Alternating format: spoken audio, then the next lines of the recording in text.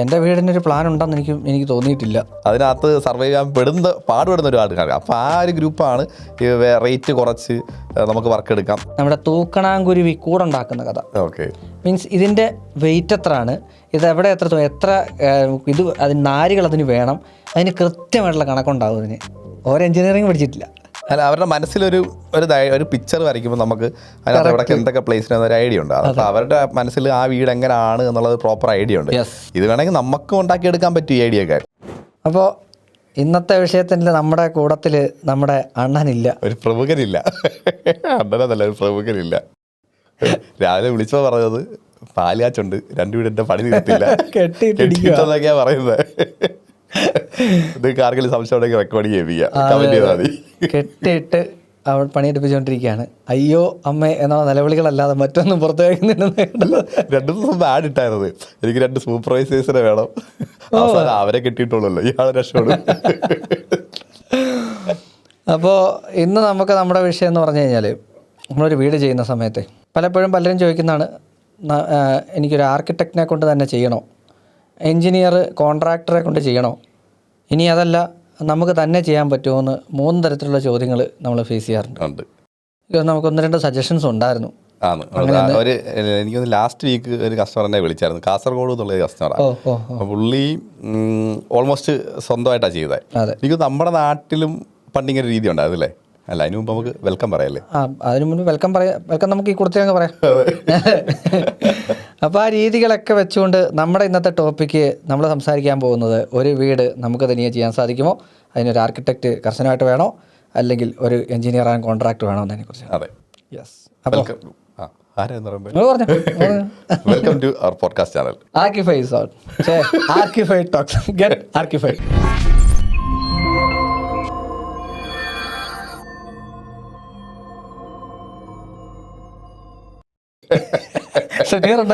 ഞാൻ കിക്കാന്ന് പറഞ്ഞോണ്ട് അല്ല, ആദ്യത്തെ പറഞ്ഞിട്ടുണ്ട്, കഴിഞ്ഞ വീഡിയോയിൽ ഇയാൾ ഉറങ്ങിയത് അവസാനത്തെ വീഡിയോയിൽ. ഇല്ല, ഉറക്കം ഇന്ന് അതുകൊണ്ട് ഞാൻ രാവിലെ ഒന്ന് ഉറങ്ങിയിട്ടാ പോകുന്നത്. ആണല്ലേ?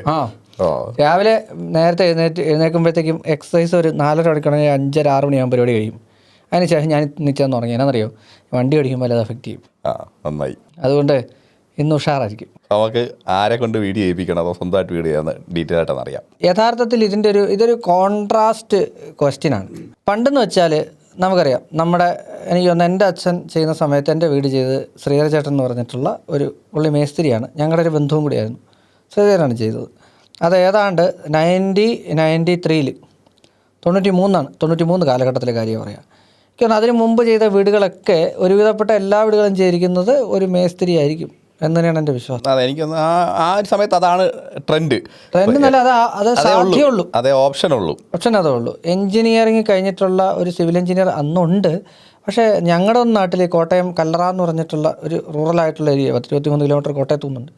അവിടെയൊന്നും അങ്ങനെ ഒരു എൻജിനീയർ അന്നുള്ളതായിട്ട് എനിക്ക് അത്ര പരിചയത്തിലില്ല. അല്ലെങ്കിൽ അത്രത്തോളം എൻജിനീയേഴ്സ് കുറവുള്ള ഒരു സാഹചര്യമാണ്. എൻജിനീയേഴ്സ് ഉണ്ട്, എങ്കിലും അവർ കൂടുതലും ഈ ഇന്നത്തെ പ്ലാൻ വരപ്പ് അങ്ങനെയുള്ള ബേസിക് സ്ട്രക്ചറായിരുന്നു കൂടുതൽ ആൾക്കാരും ഫോക്കസ് ചെയ്തിരുന്നത്. പിന്നെ കൊമേഴ്ഷ്യലായിരുന്നു കൂടുതലും, റെസിഡൻഷ്യൽ അങ്ങനെ അങ്ങ് വലിയൊരു. എൻ്റെ വീട് പഴയ ഞാൻ കുടുംബ വീട് വെച്ചപ്പോഴും ഇതുപോലെ തന്നെയായിരുന്നു. അവിടുത്തെ ഒരു മേശിരിയാണ് ഇതിൻ്റെ പ്ലാൻ വരച്ചത്. നമ്മുടെ ഒരു ബന്ധു തന്നെയായിരുന്നു, ചേച്ചി, അച്ഛൻ്റെ ചിറ്റപ്പൻ്റെ മോള്, പുള്ളിക്കാരിയാണ് പ്ലാനൊക്കെ വരച്ചത്. അതിനുശേഷം നമ്മൾ ആ പ്ലാൻ വെച്ചിട്ട് ഒരു നാട്ടൻ മേശിരിയെ കൊണ്ട് ചെയ്യിക്കുന്ന രീതി ഓരോരോ. ചിലപ്പോൾ അന്ന് കൊടുത്ത് എനിക്കൊന്ന് ലേബർ കോൺട്രാക്ട് ഒക്കെയാണ്. അപ്പോൾ തച്ചിന് കൊടുക്കുക എന്നുള്ളത് അങ്ങനെയാണ് ചെയ്യുന്നത്. മെറ്റീരിയലൊക്കെ നമ്മൾ കൊടുക്കും, അവർ പണിക്കൂലി മേടിച്ചുകൊണ്ട് പോകും. ആ രീതിയായിരുന്നു. അങ്ങനെയാണ്. ഇപ്പോഴും അതുണ്ട്, അതിപ്പോഴും ഉണ്ട്. പക്ഷേ എന്നാൽ പോലെ അന്ന് അത് മാത്രമേ ഉള്ളൂ. അതേ ഉള്ളൂ. എൻ്റെ വീടിനൊരു പ്ലാൻ ഉണ്ടെന്ന് എനിക്ക് തോന്നിയിട്ടില്ല. എൻ്റെ തറവാട്ടിൽ അവിടെ ഒരു പ്ലാൻ ഉണ്ടായിരുന്നു. എനിക്ക് ശ്രീചേട്ടൻ അങ്ങനെ കയ്യിലൊരു സ്കെച്ച് വരച്ചു എന്ന് മാത്രമേ എനിക്കത് ഇപ്പോഴും ഞാൻ അങ്ങനെ വിശ്വസിക്കുന്നത്. പക്ഷേ അതിൻ്റെ ഒരു നിർമ്മാണ രീതിയൊക്കെ പുള്ളി അന്ന് അങ്ങനെ തീരുമാനിക്കുന്നത് പോലെയാണ്. നമുക്ക് വലിയ കാര്യമായിട്ട് അതിനെക്കുറിച്ച് വലിയ ഐഡിയ ഒന്നുമില്ല. നമ്മൾ അതിനുള്ള, പക്ഷേ അത് ഫുള്ളെടുത്ത് ചെയ്യുമല്ല, നമ്മൾ കാശ് കൊടുത്താൽ മതി. ഡെയിലി വരുന്ന ലേബറിന് കാശ് കൊടുക്കുക, അങ്ങനെയൊക്കെ ചെയ്യുന്നത്. എൻ്റെ വീട് അരുണെ ഒറ്റ നില വീടാണ്. അത് 800 സ്ക്വയർ ഫീറ്റുള്ള വീടാണ്, ഞങ്ങളുടെ തറവാട്. അത് എനിക്ക് തോന്നുന്നു 3-4 മാസം കൊണ്ട് പരിപാടി തീർന്നു. പരിപാടി തീർന്നു അത്ര പെട്ടെന്ന്. പിന്നെ ഇത്രയും വലിയ ബ്രിക്കൊന്നുമല്ല യൂസ് ചെയ്യണേ. അന്ന് 4-5 കട്ടകൾക്കാണ് കെട്ടിപ്പോകുന്നത്. കോൺക്രീറ്റ് ചെയ്ത് മേളിലോട്ട് സ്ട്രക്ചറിന് പാടില്ലാത്ത രീതിയിൽ ചെയ്ത അങ്ങനെ ഒരു സെറ്റപ്പായിരുന്നു. അല്ല, അന്ന് ഇത്രയും വർക്കുകളില്ല. അപ്പോൾ അന്ന് എനിക്ക് തോന്നുന്നു മാക്സിമം പോയി കഴിഞ്ഞാൽ പെയിന്റ് സിമെന്റ് കൊണ്ടുള്ള ഡിസൈൻ വർക്കുകൾ അതേ ഉള്ളൂ. ഇന്ന് ആണെങ്കിൽ ആ ട്രെൻഡൊക്കെ മാറി വേറൊരു പാറ്റേണിലാണ് നമ്മൾ എക്സ്റ്റീരിയർ ആയാലും ഇന്റീരിയറും ചെയ്യുന്നത്. അന്നത്ര പ്രാധാന്യം കൊടുത്തിരുന്നില്ല എലവേഷനൊന്നും. പിന്നെ അതുപോലെ എലവേഷനും ഇല്ല, ഇന്റീരിയറിനും ഇല്ല. ഇന്റീരിയർ അന്നുണ്ടോ? ഇന്റീരിയർ അന്ന് ഒന്നുമില്ല. പക്ഷെ ആദ്യം ഉണ്ട്, കോമൺ ആയിട്ട് കണ്ടു കഴിഞ്ഞാൽ ഒരു ഷോക്കേസ് ഉണ്ടാവും കയറി ചെല്ലുമ്പോഴത്തേക്കും. അടുക്കളയിലാണെങ്കിൽ കുറേ തട്ടുകൾ അങ്ങനെ ഓപ്പൺ ആക്കി വെച്ചിട്ടുണ്ടാവും. അവിടെ തട്ടടിച്ച് സ്ലാബ് വാർത്തിട്ടുണ്ടാവും. അടുക്കളയിലെ കിച്ചൺ സ്ലാബുകളപ്പോൾ സ്ലാബ് വാർത്തിട്ടുണ്ടാവും. പിന്നെ ഒരു വർക്ക് ഏരിയ എന്ന് പറഞ്ഞുള്ള കോൺസെപ്റ്റ് അന്ന് ഉണ്ടോ എന്ന് ചോദിച്ചാൽ അന്ന് എനിക്ക് തോന്നുന്നു പൊതുവെ ഇല്ല. ഒറ്റ അടുക്കളകളാണ് പോകുന്നത്. ഇന്നത്തെ വലിപ്പത്തിലുള്ള വീടുകൾ നോക്കുന്നത് കുറവായിരുന്നു. അന്ന് ആവശ്യത്തിനായിരുന്നു വീട് വെക്കുന്നത്. അപ്പോൾ അന്ന് അത്ര തന്നെ ഉള്ളൂ, അതിൻ്റെ സെറ്റപ്പുകൾ അങ്ങനെയുള്ളൂ. പക്ഷേ ഇന്ന് അതിലോട്ട് വന്നപ്പോഴത്തേക്കും വ്യത്യാസം എവിടെയാണെന്ന് വെച്ച് കഴിഞ്ഞാൽ അന്നത്തെ യൂട്ടിലിറ്റി ഏരിയാസ് എന്തൊക്കെയുണ്ട് എന്തൊക്കെ ഇല്ല എന്നുള്ളത് നമുക്ക് കാൽക്കുലേറ്റ് ചെയ്യാൻ പറ്റിയില്ലായിരുന്നെങ്കിൽ ഇന്ന് അതിനുള്ള സംവിധാനങ്ങൾ മുഴുവൻ, അതായത് ഒരാൾ വീട് ചെയ്യുന്ന സമയത്ത് അവൻ്റെ വീട് എങ്ങനെ ഇരിക്കുന്നു, അതിൻ്റെ പുറം മോടി എങ്ങനെ ഇരിക്കും, അകം മോടി എങ്ങനെ ഇരിക്കും, അതിലെന്തൊക്കെ പെടാതിരിക്കും, എന്തൊക്കെ നമുക്ക് ഉൾപ്പെടുത്താൻ പറ്റും എന്നതിനെക്കുറിച്ച് പൂർണ്ണമായിട്ടുള്ള ഗ്രാഹ്യം ഉണ്ടായതിനു ശേഷമാണ് അവൻ്റെ വീടിൻ്റെ തുടങ്ങുന്നത്, ഫസ്റ്റ് കല്ലിടാൻ തുടങ്ങുന്നത്. പ്ലാൻ വരെ ഭയങ്കരമായിട്ട് സ്റ്റഡി ചെയ്തിട്ടാണ് ഇപ്പോൾ ചെയ്യുന്നത്.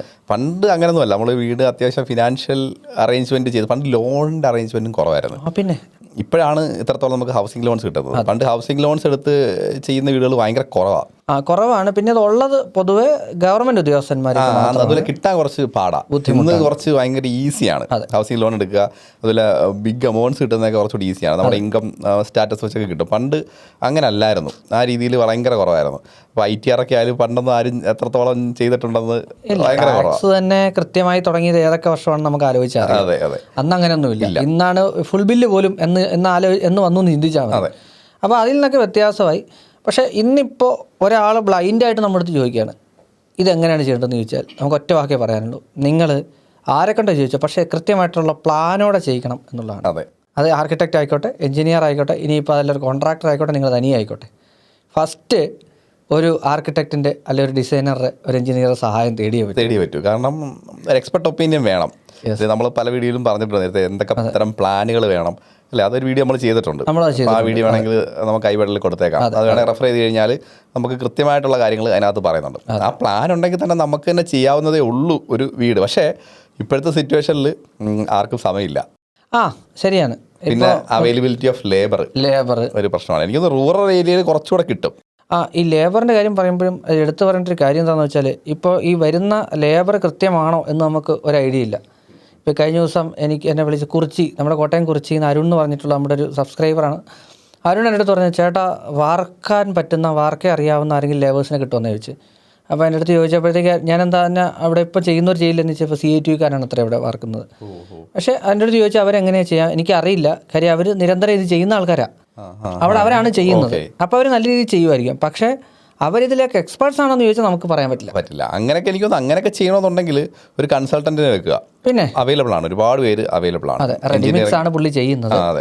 അപ്പോൾ റെഡിമിക്സ് ടീംസ് അത് കൊണ്ട് കൃത്യമായിട്ട് മിക്സ് ചെയ്ത് അവർക്ക് കൊടുത്ത് സാമ്പിൾ കൊടുത്തിട്ട് പോയി. അപ്പോൾ എൻ്റെ അടുത്ത് ഇത് ടെസ്റ്റിംഗ് എവിടെ അവൈലബിൾ ആവുന്ന അറിയാൻ വിളിച്ചാണ്. എനിക്കൊന്ന് റെഡിമിക്സ് ആണെങ്കിൽ അത്ര വലിയ പ്രശ്നമില്ല.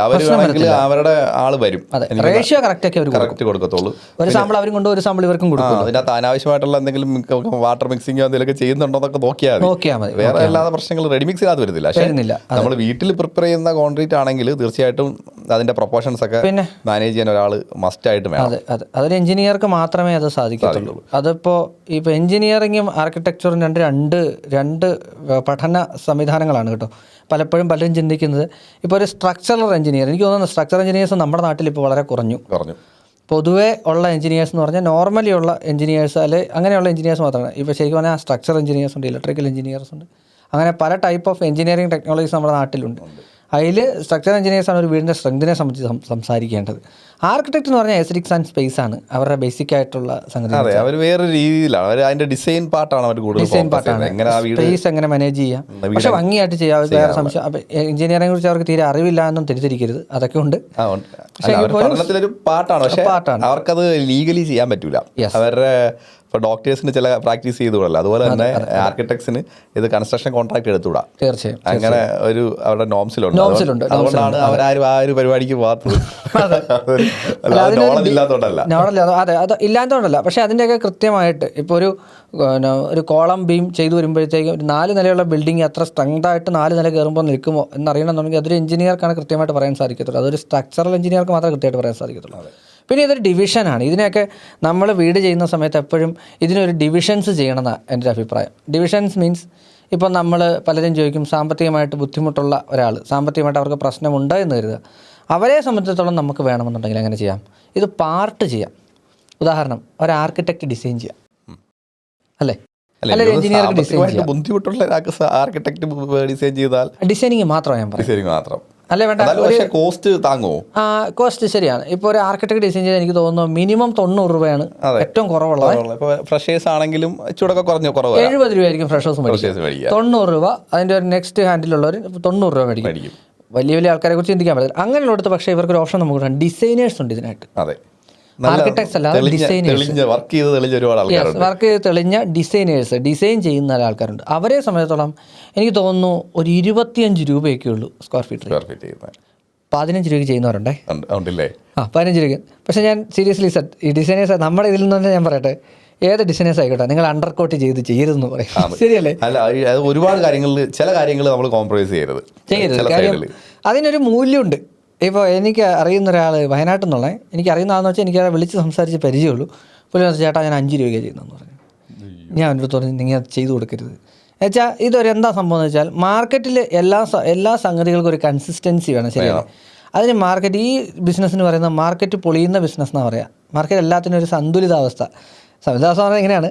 ഒരു ഭക്ഷണ ശരിക്കും പറഞ്ഞാൽ ആഹാര ശൃംഖലയില്ലേ? അതെ, അതുപോലെ തന്നെ ഉണ്ട്. കാരണം ഇത് ഇപ്പം സത്യം പറഞ്ഞാൽ ഏത് ഇൻഡസ്ട്രി എടുത്താലും ആൾക്കാരുടെ എണ്ണം ഭയങ്കരമായിട്ട് കൂടി. പിന്നെ സർവൈവൽ ഓഫ് ദ ഫിറ്റസ്റ്റ് എന്ന് പറയുന്ന ഒരു സാധനമുണ്ട്.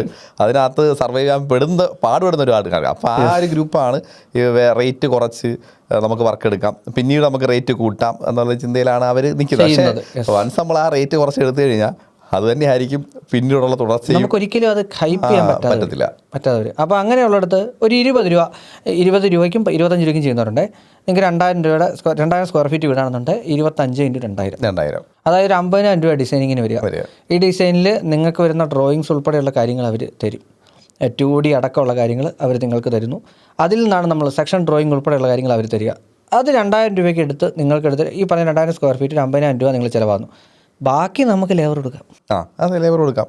അതിൽ ലേബർ വേണമെങ്കിൽ നമുക്ക് ഇപ്പോൾ പല രീതിയിൽ ലേബർ എടുക്കുന്നുണ്ട്. ഇപ്പോൾ ഫൗണ്ടേഷൻ മാത്രമുണ്ട്, അല്ലെങ്കിൽ മൊത്തത്തിലെ ഫുൾ സ്ട്രക്ചർ ചെയ്ത് തരും. കോൺക്രീറ്റിങ്ങും എല്ലാം ഉൾപ്പെടെ ചെയ്തു തരും. അതിന് ലേബറിന് എത്ര രൂപ, സ്ക്വയർ ഫീറ്റ് എത്ര രൂപ എന്ന് പറഞ്ഞിരിക്കുന്നത്. ഫുൾ സ്ട്രക്ചർ വരെ ചെയ്യുന്നതിന് 1100 തൊട്ട് 1400 രൂപ വരെ മേടിക്കുന്നുണ്ട്. അതിന് മേളിൽ മേടിക്കുന്നുണ്ടാവും. ഞാൻ പറഞ്ഞ ആവറേജ് ഒരു കോസ്റ്റ് ആവും. അതിൽ കുറച്ച് മേടിക്കുന്ന ഒത്തിരി പേരുണ്ട്. ലേബർ മാത്രം അത്രയും എനിക്ക് എല്ലായിടത്തും അത്ര റേറ്റ് വരുന്നില്ല. അനുസരിച്ച് വ്യത്യാസം വരും. അപ്പോൾ ഏത് ബ്രിക്കാ ഉപയോഗിക്കുന്നതനുസരിച്ച് ചേഞ്ചസ് ഉണ്ടാവും. വീടിന്റെ ഹൈറ്റ് കൂടുന്നതനുസരിച്ച് ചേഞ്ചസ് ഉണ്ടാവും. അങ്ങനെ കുറച്ച് ചേഞ്ചസ് ബേസിക്കലി ഉണ്ടാവാറുണ്ട്. പിന്നെ തേപ്പ് ഉൾപ്പെടെ ചെയ്യുന്നവരുണ്ട്. അപ്പോൾ ഏത് രീതിയിൽ നമുക്ക് അത് കോൺട്രാക്ട് കൊടുക്കാം. ഇപ്പോൾ ഒരുപാട് ഇപ്പോൾ ഈ നോർമലി ചെയ്യുന്ന കോൺട്രാക്ടേഴ്സ് തന്നെ അവർ ലേബർ കോൺട്രാക്റ്റായിട്ട് മാത്രം ചെയ്യുന്നുണ്ട്. സ്ക്വയർ ഫീറ്റ് കണക്കിലും ചെയ്യുന്ന ആൾക്കാർ സ്ക്വയർ ഫീറ്റ് കണക്കിൽ ചെയ്യുന്നത്. അതാണ് കൂടുതലും ചെയ്യുന്നത്. നമ്മുടെ നാട്ടിൽ ഏറ്റവും കൂടുതൽ ഫുൾ എന്താണ് ടേൺകീ പ്രൊജക്ട്സ് ആണ് ഏറ്റവും കൂടുതൽ നടക്കുന്നത്. അപ്പോൾ അവർ ഫുൾ വർക്കാണ് ചെയ്യുന്നത്. അതിന് ഇത്ര സ്ക്വയർ ഫീറ്റ് എന്ന് പറഞ്ഞ് മേടിക്കും. ലേബർ മാത്രമാണെങ്കിൽ അങ്ങനെ ചെയ്തു. പക്ഷേ എനിക്കൊന്ന് ഇപ്പോഴത്തെ സിറ്റുവേഷനിൽ നമ്മുടെ നാട്ടുമ്പുറങ്ങളിൽ കുറേ നടക്കുന്നുണ്ട് ലേബർ കോൺട്രാക്ടിങ്. പക്ഷേ എനിക്കൊന്ന് സിറ്റീസിൽ അങ്ങനെ വരാറില്ല. പൊതുവെ അങ്ങനെ വരാറില്ല. ഇപ്പോൾ ഏറ്റവും ബഡ്ജറ്റ് ഫ്രണ്ട്ലി ആയിട്ട് നമുക്ക് ചെയ്യണമെന്നുണ്ടെങ്കിൽ ചെയ്യാൻ പറ്റുന്ന ഒരു മെത്തേഡാണ് നമ്മൾ പറഞ്ഞത്.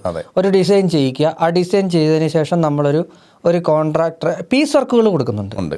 ഈവൻ തറ, അതുപോലെ സ്ട്രക്ചർ പിന്നെ അതുപോലെ പ്ലംബിങ്, ഇലക്ട്രിക്കൽ, സെപ്പറേറ്റ് എല്ലാത്തിനും പീസായിട്ട് വർക്ക് കൊടുക്കുന്ന പരിപാടി. പക്ഷേ അതെങ്ങനെയാണ്? എനിക്ക് തോന്നുന്നു ഒരിക്കലും കോസ്റ്റ് കുറയത്തില്ല. അതിലെങ്ങനെയാണെന്ന് വെച്ചാൽ അതിൽ ഇപ്പോൾ കോസ്റ്റ് കുറയാത്ത 1-2 കാര്യങ്ങളുണ്ട്. അതൊന്ന് കമ്പി, അതുപോലെ സിമെൻറ്റ്, കട്ട. അതല്ല ഞാൻ ഉദ്ദേശിച്ചത്. ഇപ്പം നമ്മളിപ്പോൾ പീസ് വർക്ക് കൊടുക്കുന്നത്, ഇപ്പം നമ്മുടെ ടൈൽ ചെയ്യുന്ന ഒരാൾ, ഇപ്പോൾ പ്ലാസ്റ്ററിങ് ചെയ്യുന്ന മറ്റൊരാൾ, വീടിന്റെ സ്ട്രക്ചർ ചെയ്യുന്ന മറ്റൊരാൾ, വേണമെങ്കിൽ കോൺക്രീറ്റിങ് മറ്റൊരാൾ, ഇങ്ങനെ ചെയ്യുമ്പോഴത്തേക്ക് നമുക്ക് ഒരിക്കലും അത് ലാഭകരമായിട്ട് തീരില്ല. നോർമലി അതിനകത്ത് മറ്റതിനെ അപേക്ഷിച്ച് ലാഭം ഉണ്ടാവില്ല. ടേൺ കീയേക്കാളും ലാഭം ഉണ്ടാവും. ലാഭം ഉണ്ടാവും. നമ്മൾ തനിയെ ഒരു കോൺട്രാക്ട് ഒരു ലേബർ കോൺട്രാക്ടിങ്, ഒരു വീടിന്റെ സ്ട്രക്ചർ ഫുള്ള് ലേബർ കോൺട്രാക്ടിങ് കൊടുക്കുന്നതും പിന്നെ സെപ്പറേറ്റ് കൊടുക്കുന്നതും തമ്മിൽ ഫുൾ കൊടുക്കുന്നതാണ് എപ്പോഴും ലാഭം. ഫുൾ ലേബർ കൊടുക്കുന്നതാണ് എപ്പോഴും ലാഭം. കാരണം അവരൊന്ന് മാക്സിമം വർക്ക് കിട്ടാൻ വേണ്ടിയിട്ട് അവർ സെപ്പറേറ്റ് കോസ്റ്റിലേക്ക് പോകത്തില്ല. അപ്പോൾ മൊത്തം ഒരു കാൽക്കുലേഷൻ എടുത്തിട്ട് അവരൊരു റേറ്റ് പറയായിരിക്കും മിക്കവാറും ചെയ്യാം. മറ്റേ സെപ്പറേറ്റ് പോകുമ്പോൾ എല്ലാവർക്കും അതിന്റെ പ്രോഫിറ്റ് എടുത്തേ പറ്റൂ. തീർച്ചയായിട്ടും. കാരണം എല്ലാവരും വർക്ക് ചെയ്യുന്നത് പ്രോഫിറ്റിന് വേണ്ടി തന്നെയാണ്. ആരും ഫ്രീ ആയിട്ട് ആർക്കും വേണ്ടി ഒരിക്കലും വർക്ക് ചെയ്യുന്നില്ല. അപ്പോൾ അങ്ങനെ വരുമ്പോഴത്തേക്ക് ചിലപ്പോൾ കൂടി പോകാം.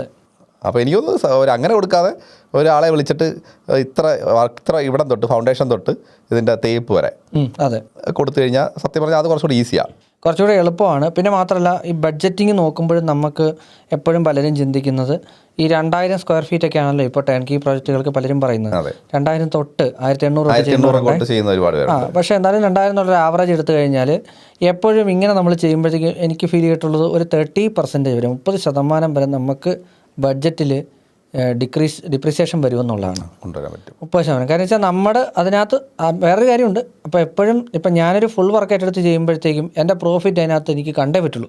കാര്യം എൻ്റെ ഇത് മാത്രമല്ല, എൻ്റെ സ്റ്റാഫിന് എനിക്ക് സാലറി കൊടുക്കണം.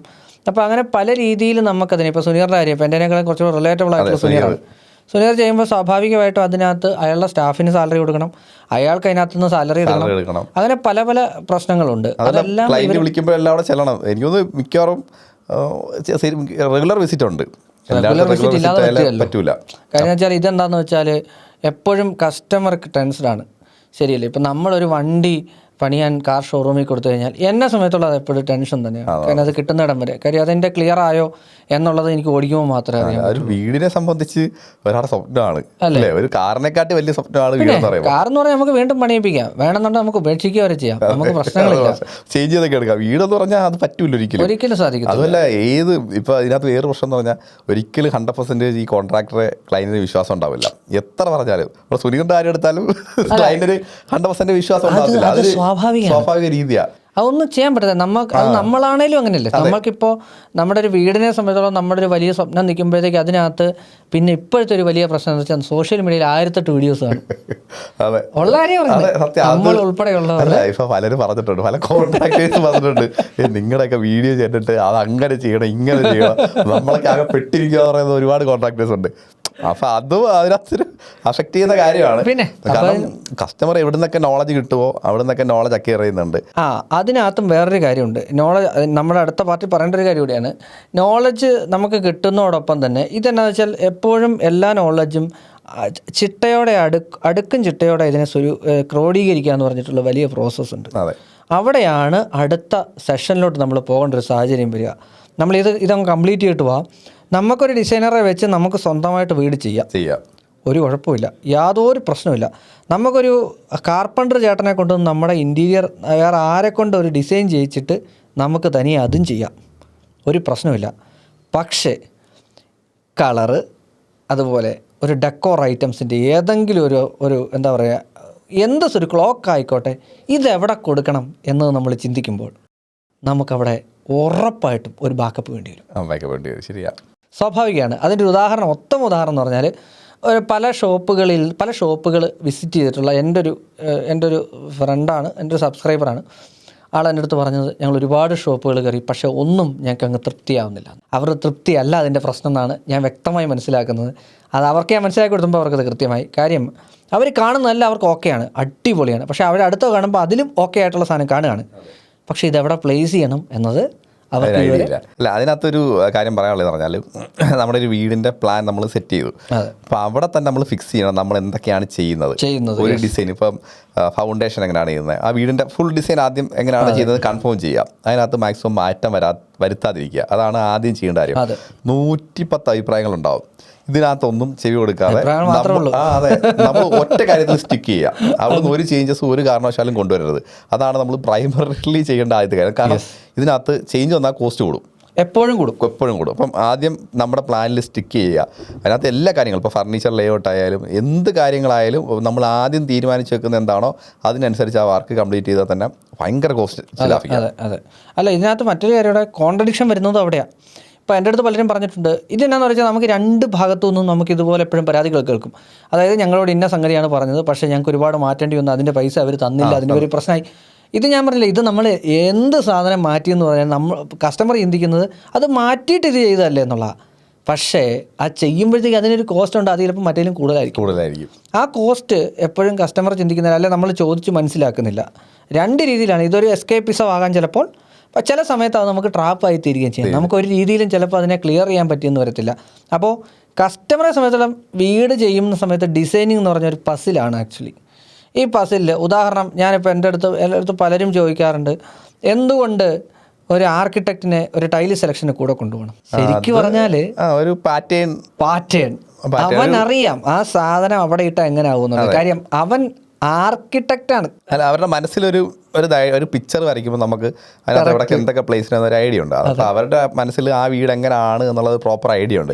ഇത് വേണമെങ്കിൽ നമുക്ക് ഉണ്ടാക്കിയെടുക്കാൻ പറ്റും ഈ ഐഡിയ ഒക്കെ. അപ്പോൾ നമുക്ക് പേഴ്സണലി നമ്മുടെ വീട് ചെയ്യുമ്പോൾ നമ്മൾ ആ ഐഡിയ സ്റ്റിക്ക് ചെയ്യാത്തതിൻ്റെ ഒരു റീസൺ എന്ന് പറഞ്ഞു കഴിഞ്ഞാൽ, നമ്മൾ നേരത്തെ പറഞ്ഞ പോലെ ഒരു ഷോപ്പിൽ കണ്ടിട്ട് അടുത്ത സാധനം വേറെടുത്ത് കണ്ടു നല്ലത്, അപ്പോൾ അതിലേക്ക് നമ്മൾ പോകും. പക്ഷെ ഒരിക്കലും അങ്ങനെ പോകരുത്. നമ്മളൊരു സംഭവം എന്താണ് ഫിക്സ് ചെയ്ത് വെച്ചേക്കുന്നത് അതിൽ സ്റ്റിക്ക് ചെയ്ത് കഴിഞ്ഞാൽ ഈ പ്രശ്നങ്ങളൊന്നും ഉണ്ടാവില്ല. നമുക്ക് തന്നെ വളരെ ഈസി ആയിട്ട് അനാവശ്യമായിട്ട് പ്രോഡക്റ്റുകൾ മേടിച്ച് കൂട്ടാതിരിക്കുക, ആവശ്യമുള്ള സാധനങ്ങൾ മാത്രം മേടിക്കുക. അതെല്ലാം ആദ്യമേ പ്രൊക്യൂർ ചെയ്ത് വെക്കാൻ പറ്റുമെങ്കിൽ ഏറ്റവും നല്ലത്. അല്ലെങ്കിൽ സമയത്ത് പോയി ടൈൽ മേടിക്കുന്നതും തെറ്റായിട്ടുള്ള കാര്യമാണ്. സമയത്ത് പോയി ഏത് പ്രോഡക്റ്റ് മേടിക്കുന്നതും തെറ്റായിട്ടുള്ള കാര്യം. മാക്സിമം നേരത്തെ അക്യൂർ ചെയ്യുക. അത് ഇപ്പോൾ ടൈലൊക്കെ മേടിക്കുമ്പോൾ 10% എക്സ്ട്രാ എടുക്കണം എന്ന് തന്നെയാണ് പറയാറ്. വേസ്റ്റേജ് പല രീതിയിൽ വരുന്നുണ്ട്. ചിലപ്പം ബ്രേക്ക് ആവാം. ടൈലൊക്കെയാണ്, ഒരിക്കലും ബ്രേക്ക് ആവത്തില്ലെന്നൊന്നും ഒരിക്കലും പറയാൻ പറ്റത്തില്ല. ചിലപ്പോൾ ഫിക്സ് ചെയ്യുമ്പോഴായിരിക്കും ബ്രേക്ക് ആവുന്നത്. ചിലപ്പോൾ ഇപ്പോഴത്തെ GVT ടൈലാകുമ്പോൾ ചിപ്പാണുള്ള സാധ്യതയുണ്ട്. അപ്പോൾ പല രീതിയിൽ പല ഇഷ്യൂസ് ഉണ്ട്. അതുപോലെ ടൈലിന്റെ മേളിൽ എന്തെങ്കിലുമൊക്കെ കവർ ചെയ്തിടുക, അല്ല കറകളൊക്കെ വീണ് കഴിഞ്ഞാൽ. ഇപ്പോൾ ഈ ഫോം ഷീറ്റുകൾ ഞാൻ വീട്ടിൽ ചെന്ന നീല കളർ ഫോം ഷീറ്റുകൾ വലിയ ചിലവൊന്നുമില്ല, റോളായിട്ട് അത് കിട്ടും, അതൊക്കെ വിരിച്ചാൽ മതി. അപ്പം അങ്ങനെ കുറച്ച് കാര്യങ്ങളൊക്കെ ശ്രദ്ധിക്കണം തീർച്ചയായിട്ടും. അപ്പോൾ ഇതൊക്കെ നമ്മുടെ ഈ പറഞ്ഞ നമ്മളൊരു സ്വന്തമായിട്ട് വീട് ചെയ്യുമ്പോൾ, പക്ഷെ അത് സാധിക്കുന്നത് നമ്മൾ കുറച്ച് മുന്നേ പറഞ്ഞതുപോലെ ഒരു 10% പേർക്കേ ഉള്ളൂ എന്നാണ് എൻ്റെ ഒരു അല്ലേ. ആർക്കും പറ്റത്തില്ല. കാരണം ഇപ്പം പജിയുടെ ആയാലും എൻ്റെ ആയാലും നമുക്ക് അറിയുന്ന ഒരു ഗ്രൂപ്പിന്റെ കാര്യം എടുത്താൽ തന്നെ അവർക്ക് ആർക്കും എനിക്ക് തോന്നുന്നില്ല ഒരു ലേബർ കോൺട്രാക്ടിങ് കൊടുത്ത് വർക്ക് തീർക്കാൻ പറ്റില്ല. കാരണം വെച്ചാൽ ഒന്നുകിൽ അവരെന്തെങ്കിലും വിദേശത്ത് തൊഴിൽ ചെയ്യുന്നവരായിരിക്കും, അല്ലെങ്കിൽ നാട്ടിൽ തൊഴിലെടുക്കുന്നവരായിരിക്കും. ഇതിനു വേണ്ടി മാത്രം ഇപ്പം പറയുകയാണ് എനിക്കൊരു ആണി വേണം എന്ന് പറഞ്ഞാൽ അവർ പോകാനൊന്നും പോകണില്ല. അവർ പറയും മേടിച്ചോണ്ട് വരാൻ പറയും. ആണി നിങ്ങൾ മേടിച്ചോളാം, നിങ്ങൾ മേടിക്കാം, അതിന് ഇന്നാണ് സംഗതി എന്ന് അവർ പറയുന്നു. അപ്പോൾ ഇതൊക്കെ ബ്രേക്ക് ആവുക ചെയ്യുന്നത്. അപ്പോൾ ഇത് നോർമലി ഇതിനകത്തൊരു കസ്റ്റമർക്ക് ചിലപ്പോൾ അതിനകത്ത് പൂർണ്ണമായിട്ട് ഇറങ്ങി നിൽക്കാൻ പറ്റിയെന്ന് വരത്തില്ല. അവിടെ അപ്പം നമുക്ക് തീർച്ചയായിട്ടും ചെയ്യാൻ പറ്റുന്നത് നമ്മൾക്കൊരു എഞ്ചിനീയറിംഗ് ഫേമിനെയോ ഒരു ആർക്കിടെക്ചർ ഫേമിനെയോ ഏൽപ്പിക്കുക എന്നുള്ളത് മാത്രമാണ്. അതിനകത്ത് വേറെ ശ്രദ്ധിക്കേണ്ട കാര്യങ്ങൾ എന്ന് പറഞ്ഞാൽ ഇത്ര തന്നെ ഉള്ളൂ. ബഡ്ജറ്റിലൊന്നും നമ്മൾ ഉദ്ദേശിച്ച പോലെ അവരിപ്പോൾ 2000 രൂപയുടെ സ്ക്വയർ ഫീറ്റ് റേറ്റ് എന്ന് പറഞ്ഞ് ആ ബഡ്ജറ്റ് നമ്മൾ കൊടുക്കേണ്ടി വരും. പക്ഷേ ഒരു കാര്യം നമ്മൾ ഒന്നും അറിയേണ്ടി വരികയില്ല. രണ്ട് കാര്യങ്ങളുണ്ട്. ഈ ഫേം അത്ര നന്നായിട്ട് ചെയ്യുന്നതാണെന്ന് നമ്മൾക്ക് അറിഞ്ഞിരിക്കണം. അവർ ചെയ്ത മിനിമം ഒരു 5 വർക്കെങ്കിലും പോയി കണ്ട് ആ കണ്ട കസ്റ്റമറുമായിട്ട് നമ്മളൊക്കെ ഒന്ന് കമ്മ്യൂണിക്കേറ്റ് ചെയ്ത് സെറ്റ് ഓക്കെ ആണെന്നുണ്ടെങ്കിൽ നമുക്ക് ധൈര്യമായിട്ട് പോകാം. അപ്പോൾ ഇതിൽ എന്തൊക്കെ ചേരുമെന്നുള്ളത് നമ്മൾ വീഡിയോ ചെയ്തിട്ടുണ്ട്. ഒരു ഇത് ചെയ്യുന്ന സമയത്ത് എന്തൊക്കെ കൊടുക്കണം, അവരെന്തൊക്കെ ചെയ്യും എന്നുള്ളതും ചെയ്തിട്ടുണ്ട്. അതും നമ്മൾക്ക് ഐ ബട്ടണിൽ കൊടുക്കാം, അത് കാണുക. കാര്യം ഇവരുടെയൊക്കെ നോംസ് വ്യത്യസ്തമാണ്. ഒരു ആർക്കിടെക്ചറൽ ഫേമിൻ്റെ നോംസ് അല്ല എഞ്ചിനീയറിംഗ് ഫേം എടുക്കുമ്പോഴത്തേക്കും കിട്ടുക. രണ്ടും 2 ടൈപ്പാണ്. അതല്ല ഒരു കോൺട്രാക്ടർ ചെയ്യുമ്പോഴത്തേക്കും നമുക്ക് അവൈലബിൾ ആവുക. അതിന് കോൺട്രാക്ടറെ കാര്യം പറയുമ്പോഴേ എടുത്ത് പറയേണ്ടതാണ്, എല്ലാ കോൺട്രാക്ടേഴ്സും സിവിൽ പഠിച്ചവരൊന്നുമല്ല. ചിലപ്പോൾ 2 വീട് പണിതിട്ടുള്ള പരിചയം കാണുള്ളൂ. കണ്ടു നിന്ന പരിചയത്തിൽ കോൺട്രാക്ടർ ആയിട്ടുള്ള ആൾക്കാരെ എനിക്കറിയാം. അതുകൊണ്ട് അതുപോലെ വർഷങ്ങളുടെ എക്സ്പീരിയൻസ് കൊണ്ട് കോൺട്രാക്ടർ, പക്ഷെ അവരെ നമുക്ക് ഒരിക്കലും ഒരു നെഗറ്റീവായിട്ട് കാണാൻ പറ്റത്തില്ല. പിന്നെ അങ്ങനെയുള്ള ധാരാളം പഠിച്ചാൽ ഇപ്പോൾ എഞ്ചിനീയറിംഗ് പഠിച്ച ഒരാള് അയാൾക്ക് ഫസ്റ്റ് ഇയർ വന്നിട്ട് ഒന്നും ചെയ്യാൻ പറ്റത്തില്ല. കാരണം അയാൾ ഒരുപാട് സൈറ്റുകൾ വേറെ എവിടെയെങ്കിലും അസിസ്റ്റന്റ് ആയിട്ടൊക്കെ വർക്ക് ചെയ്ത് നല്ല എക്സ്പീരിയൻസ് ആയിട്ട് മാത്രമേ അയാൾക്ക് വീട് ചെയ്യാൻ പറ്റത്തുള്ളൂ. അപ്പം ഇപ്പോൾ ഒരു മേശിരി തന്നെ ഒരു എഞ്ചിനീയർ ആയാലും ഫ്യൂച്ചറിൽ ഒരു വലിയ എഞ്ചിനീയർ ആയാലും നമുക്ക് അതിനകത്ത് കുറ്റം പറയാൻ പറ്റില്ല. കാരണം അയാളുടെ എക്സ്പീരിയൻസ് ആണത്. അയാൾക്ക് എവിടെ എന്തൊക്കെ ചെയ്യണം കൃത്യമായിട്ട് അറിയാം. ഒരു തെറ്റുകൾ ഒരുപാട് ചെയ്ത് നേരെയായ വ്യക്തിയാണ് അയാൾ. അയാളെ ഒരിക്കലും നമുക്ക് കുറ്റം പറയാനൊന്നും പറ്റില്ല. നല്ല രീതിയിൽ ചെയ്തു പോകുന്നവരുമായിരിക്കും. അതിൽ ഈ എഞ്ചിനീയറിംഗ് സ്റ്റുഡൻസിന് പിള്ളേർ ക്ലാസ് എടുക്കുമ്പോഴത്തേക്ക് നമ്മൾ പറയുന്ന നിരന്തരം പറയുന്ന ഒരു കഥയുണ്ട്. നമ്മുടെ തൂക്കണാങ്കുരുവി കൂടുണ്ടാക്കുന്ന കഥ. മീൻസ് ഇതിൻ്റെ വെയിറ്റ് എത്രയാണ്, ഇത് എവിടെ എത്ര അതിന് നാരുകൾ അതിന് വേണം, അതിന് കൃത്യമായിട്ടുള്ള കണക്കുണ്ടാവും. അതിന് ഓരോ എഞ്ചിനീയറിംഗ് പഠിച്ചിട്ടില്ല. പക്ഷെ അത് ഹാങ് ചെയ്ത് കിടക്കുന്നത് ശ്രദ്ധിച്ചാൽ മതി. ഹാങ് ചെയ്ത് കിടക്കുന്നത് അത് എല്ലാ എഞ്ചിനീയറിംഗ് കോളേജ് സ്റ്റുഡൻസും കേട്ടിട്ടുള്ള ഒരു കഥയായിരിക്കും, നമ്മൾ എല്ലായിടത്തും പറയാറുള്ളത് എന്ന് പറഞ്ഞ പോലെ. പിന്നെ തീർച്ചയായിട്ടും ആർട്ട് ഫോമാണ് ആക്ച്വലി. ഹോം മേക്കിംഗ് എന്ന് പറഞ്ഞാൽ, ഹോം കൺസ്ട്രക്ഷൻ എന്ന് പറഞ്ഞ ഒരു ആർട്ട് ഫോമാണ്, ഹോം മേക്കിംഗ് എന്ന് പറഞ്ഞാൽ മറ്റൊരു ആർട്ട് ഫോമാണ്. അപ്പോൾ ഇതിനകത്തൊട്ടൊക്കെ വരുമ്പോഴത്തേക്കും തീർച്ചയായിട്ടും ഒരു കസ്റ്റമർക്ക് തനിയെ ചെയ്യാൻ സാധിക്കും, പ്രശ്നമൊന്നുമില്ല. 3 കാറ്റഗറി നമുക്ക് എടുത്തു പറയാം അല്ലേ. പ്രവാസികളായിട്ടുള്ള ഒരാൾക്കാർ ഒരിക്കലും നമ്മൾ സജസ്റ്റ് ചെയ്യത്തില്ല തനിയെ ചെയ്തോളാം. പക്ഷെ അവർക്ക് അങ്ങനെ ചെയ്യണമെന്നുണ്ടെങ്കിൽ ഒന്ന് നമ്മുടെ ഫാമിലി മെമ്പറിൽ ഒരാൾ ഇതിന് ഡെഡിക്കേറ്റഡ് ആയിട്ട് നിൽക്കാൻ തയ്യാറാണെങ്കിൽ നമുക്കൊരു ഓപ്റ്റ് ചെയ്യാം. അതെ, അത് പക്ഷേ തീരെ കുറവായിരിക്കും. കാര്യം നമ്മൾ ചെയ്യുന്നതിൻ്റെ എൻ്റെ കണ്ണും നിങ്ങളുടെ കണ്ണും രണ്ടാണ്. എൻ്റെ ടേസ്റ്റ് നിങ്ങളുടെ ടേസ്റ്റ്. അടുത്തൊരു ഓപ്ഷൻ എന്ന് പറഞ്ഞാൽ ഒരാളെ ഹയർ ചെയ്യാം. യെസ്, ഇപ്പം ഈ പറഞ്ഞ എഞ്ചിനീയറിംഗ് ഗ്രാജുവേറ്റ്സ് കഴിഞ്ഞാൽ അല്ലെങ്കിൽ പോളിടെക്നിക് കഴിഞ്ഞ ഒരുപാട് സ്റ്റുഡൻസ് ഉണ്ട്. അവരെ ഹയർ ചെയ്ത് അവരെ ഇത് മൊത്തത്തിൽ മോണിറ്റർ ചെയ്യാൻ വേണ്ടി അങ്ങനെ ഒരു ഓപ്ഷൻ തീർച്ചയായിട്ടും എടുക്കാൻ പറ്റുന്നതാണ്. എനിക്കൊന്ന് പലരും ഇപ്പോൾ അത് ചെയ്യാറില്ല. വേണമെങ്കിൽ അങ്ങനെ വേണമെങ്കിൽ ചെയ്യാം, വേണമെങ്കിലാവാം. അത് ഒരിക്കലും നമുക്ക് സ്വന്തമായിട്ട് ചെയ്ത് കഴിഞ്ഞാൽ ഒരിക്കലും പെർഫെക്റ്റ് ആവില്ല. യെസ്, കുറച്ച് നോളജ് ഉള്ള ഒരാൾ തീർച്ചയായിട്ടും വേണം. ഒരുപാട് എക്സ്പീരിയൻസ് ഉണ്ടാകണമെന്നില്ല, ബേസിക് നോളജ് ഉള്ള ഒരാളുണ്ടെങ്കിൽ തീർച്ചയായിട്ടും ഇങ്ങനെ ഒരു ബേസിക് ലേബർ കോൺട്രാക്ടിങ്ങിന് ഏറ്റവും അഭിമാനിക്കാനുള്ള കാര്യമാണ്. അതെ, ലേബർ കോൺട്രാക്റ്റ്. അപ്പോൾ നിങ്ങളുടെ ഇതിനനുസരിച്ച് നിങ്ങളുടെ എന്താ പറയുക ആ ഒരു സാഹചര്യം എന്നല്ലേ പറയാം, ഏറ്റവും എളുപ്പത്തിൽ അങ്ങനെ പറയാം. സാഹചര്യം അനുസരിച്ച് ബഡ്ജറ്റ് അനുസരിച്ച് നിങ്ങൾക്ക് ആർക്കിടെക്റ്റിനെ ഏൽപ്പിക്കാം. ആർക്കിടെക്റ്റിനെ എഞ്ചിനീയറിംഗ് ഫേമിൽ ഏൽപ്പിക്കുന്നത് എപ്പോഴും സേഫ് ആണെന്നാണ് എൻ്റെ അഭിപ്രായം, നല്ല രീതിയിൽ ചെയ്യുന്നവരാണെങ്കിൽ. കാര്യം അവരത് ബെറ്റർ, ഏറ്റവും ബെസ്റ്റ് ആയിട്ടുള്ള കാര്യം. അവരുടെ ഒരു വീടെന്ന് പറഞ്ഞാൽ അവരുടെ ഡിസ്പ്ലേ സെൻ്ററാണ്. ഒരിക്കലും അവർക്ക് മോശമായിട്ട് ചെയ്യാൻ പറ്റില്ല. അതുപോലെ നേരത്തെ പറഞ്ഞ പോലെ ട്രസ്റ്റ് വർത്തി ആയിട്ടുള്ള ആൾക്കാരെ സെലക്ട് ചെയ്യുക. ഈ പറഞ്ഞ എല്ലാ കാറ്റഗറിയിലും മോശം ആൾക്കാരും ഉണ്ട്, നല്ല ആൾക്കാരും ഉണ്ട്. അതെ, അപ്പൊ എല്ലാവരും നല്ലവരല്ല. അത് ശ്രദ്ധിച്ച് കണ്ട് അവരുടെ എന്താ പറയുന്ന കുറേ ഫീഡ്ബാക്കുകളൊക്കെ എടുത്തിട്ട് നമുക്ക് അതിലോട്ട് പോകാം. അല്ലാന്നുണ്ടെങ്കിൽ നമ്മൾ കുറച്ച് മുന്നേ പറഞ്ഞ പോലെ നിങ്ങൾ അതിനു വേണ്ടി മാത്രം മെനക്കെട്ട് നാട്ടിൽ ഇപ്പോൾ ചില പ്രവാസികൾ എനിക്കറിയാം, അവർ നാട്ടിൽ വന്ന് അതിനായിട്ട് നിൽക്കുന്നവരുണ്ട്. അവർ ഭയങ്കര വില്ലിങ് ആയിട്ടുള്ള ഭയങ്കര വിൽ പവർ ഉള്ള ആൾക്കാരായിരിക്കും. അങ്ങനെയുള്ളവർക്ക് ഈ പറഞ്ഞ പോലെ ഒരു ഡിസൈൻ എടുത്ത് ഒരു സഹായത്തോടെ വിത്ത് ഒരു ബാക്കപ്പോടുകൂടി നമുക്ക് ധൈര്യമായിട്ട് ചെയ്യാൻ പറ്റും അല്ലേ. അതെ അതെ. അപ്പോൾ ഇതാണ് നമ്മൾ പറയാൻ ഉദ്ദേശിച്ചത്. അപ്പോൾ എങ്ങനെയും ചെയ്യാം. സാഹചര്യമാണ് നമ്മുടെ സാഹചര്യമാണ് ഇതിനകത്ത് ഏറ്റവും പ്രധാനം. നമ്മുടെ കയ്യിലുള്ള കാശും നമ്മുടെ സാഹചര്യം. അപ്പോൾ അത് അനുസരിച്ച് എല്ലാവരും സ്വന്തമായി തന്നെ തീരുമാനം എടുക്കുക അല്ലേ. വീട് നമുക്ക് ചെയ്യണോ അല്ലാതെ എന്നുള്ളത് നമുക്ക് സ്വന്തമായിട്ട് തീരുമാനം എടുക്കാം. അപ്പോൾ നമുക്ക് പയ്യെ പിരിയാല്ലേ. അതെ, അടുത്ത പ്രാവശ്യം മറ്റൊരു അടിപൊളി എപ്പിസോഡുമായിട്ട് വീണ്ടും എത്തും. അതുവരേക്കും വി ആർ സൈനിങ് ഓഫ്. ആർക്കവേ ടോക്സ്.